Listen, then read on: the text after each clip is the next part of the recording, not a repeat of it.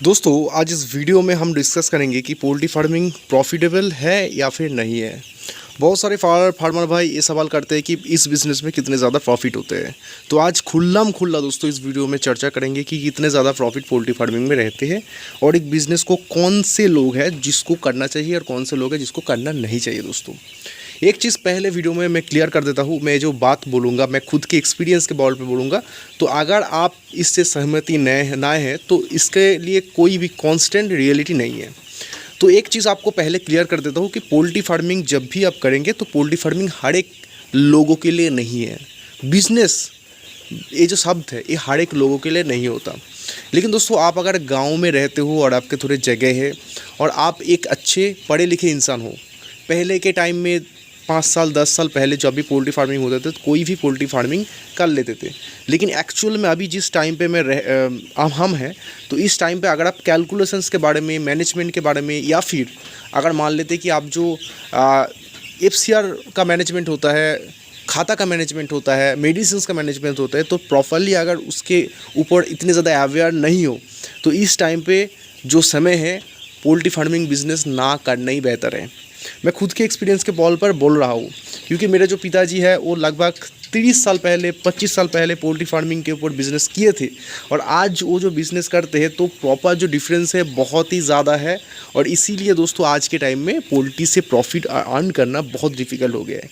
लेकिन ये process difficult हो सकते हैं लेकिन इम्पॉसिबल नहीं है।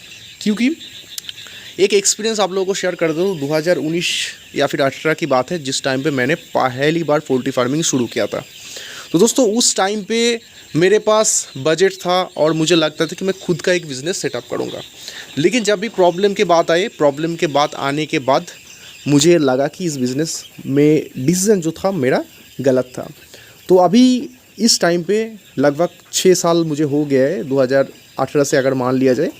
तो इस बीच में मैंने 2 साल पूरे लॉस में मेरा फार्म चलाया है और मेरा खुद का गाइडेंस देने वाला कोई नहीं था। खुद का मैनेजमेंट में मैं क्या करूँ नहीं करूँ उसको बोलने वाला कोई नहीं था।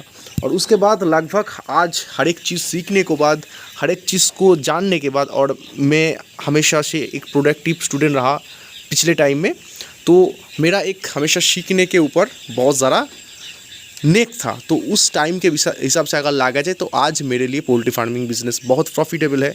और एक सेटअप से लगभग शुरू किया था, आज 3 सेटअप मेरे हैं और 2 सेटअप अभी रनिंग है और एक सेटअप आने वाले पिछले जो सेशंस आने वाली है पोल्ट्री फार्मिंग के ऊपर, वहाँ से वो भी शुरू हो जाएगा।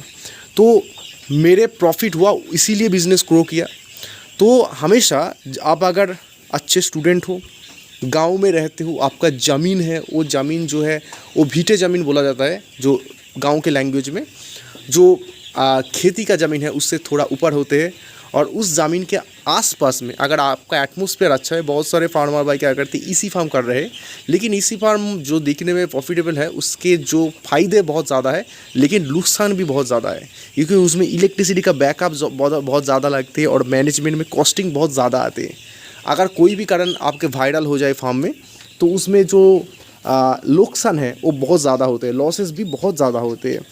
तो इसीलिए जब भी आप पोल्ट्री फार्मिंग करें हमेशा एक भीटा ज़मीन हमेशा चूज़ करें, जो घर बनाने के लिए जो ज़मीन होता है वही ज़मीन।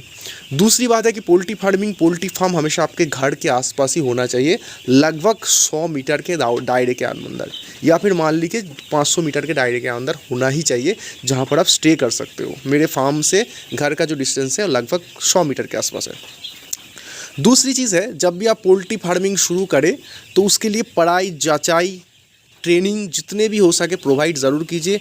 हो सके तो आप लेबर के तौर पर, और आपके दोस्त फार्मर है अगर, उसके ऊपर प्रॉपरली काम करें, उसके जो खाता मेंटेनेंस है उसको करें, तो उससे आपको बहुत सारी चीज़ सीखने को मिल सकते हैं। दूसरी बात सबसे इम्पॉर्टेंट चीज़ तीसरी है, जब भी आप पोल्ट्री फार्मिंग रिलेटेड कोई भी चीज़, जैसे कि हर एक वीडियो देखें तो प्रॉपरली नोट ज़रूर करें हर एक चीज़ के ऊपर। तो लॉन्ग टर्म के लिए इस चीज़ को बरकरार रखने के बाद, ये जो अवेयरनेस है इस इंडस्ट्री के अंदर होने के बाद, जो लोग हैं जो पोल्ट्री खरीदते हैं, जो लोग पोल्ट्री बेचते हैं, जो लोग फीड खरीदते हैं, तो हर एक चीज़ को हर एक लोगों के साथ, जेन्युइन लोगों के साथ बात करने के बाद आप उसके बाद डिसीज़न ज़रूर लें। और आपका जब भी कोई भी ज़मीन पोल्ट्री फार्मिंग रिलेटेड हो तो हमेशा से तुरंत ही उसमें ज़्यादा इन्वेस्ट मत कीजिए, छोटे अमाउंट में इन्वेस्ट कीजिए, प्रॉफिट कीजिए, उसके बाद अपना जो बिज़नेस है वो बढ़ाइए, ठीक है। और अगर आप पोल्ट्री फार्मिंग बनाना चाहते हो तो पोल्ट्री फार्म जो है वो फार्म हाउस के तौर पर बनाएं, जैसे कि उसके आसपास बहुत सारे पौधे होना चाहिए, जो छोटे छोटे पेड़ है जो मेडिसिन के तौर पर इस्तेमाल होते हैं वो होना चाहिए। उसके बाद जो गार्डन टाइप का होना चाहिए जहाँ पर बहुत सारे पेड़ होगा, तो उसमें एटमॉस्फेयर जो है वो कंट्रोल में रहेगा। जैसे कि मेरे फार्म है, ये फार्म हाउस के तौर पर मैं बनाया हूँ जहाँ पर आसपास बहुत सारे पेड़ है, पौधे हैं, ठीक है। तो ये जो प्रोसेस है एक सिस्टम के तौर पर अगर आप ले आ पाते हो तो इस बिज़नेस में आपके लॉन्ग टाइम में अच्छे ग्रोथ देख सकते हो। अभी इस वीडियो के अंदर मैं बहुत सारे अच्छी चीज़ के बारे में बात किया, बहुत सारे बुरे चीज़ के मिले इस पोल्ट्री फार्मिंग रिलेटेड, उसके बारे में बात किया। अगर आप कोई भी इन्फॉर्मेशन इसमें लगे कि आप वेरीफाइड करना चाहते हो, पूछना चाहते हो, तो आप कर सकते हो। आने वाले टाइम में आने वाले वीडियो में उस सवाल का जवाब मैं दूंगा दोस्तों।